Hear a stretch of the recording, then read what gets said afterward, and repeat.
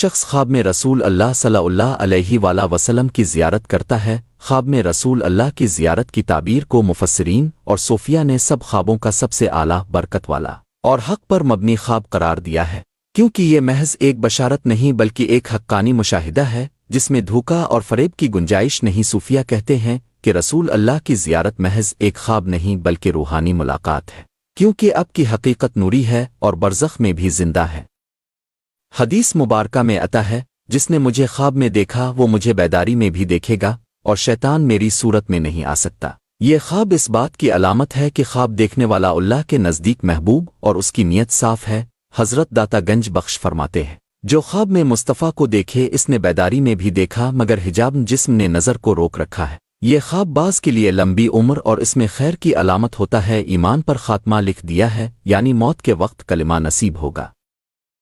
کچھ صوفیہ کہتے ہیں کہ خواب میں زیارت کے وقت اب کا ہاتھ پکڑنا قرب محسوس کرنا بیت باطنی ہے، جو بغیر کسی دنیاوی پیر اجازت کے سیدھی محمدی دستگیری سے ہوتی ہے۔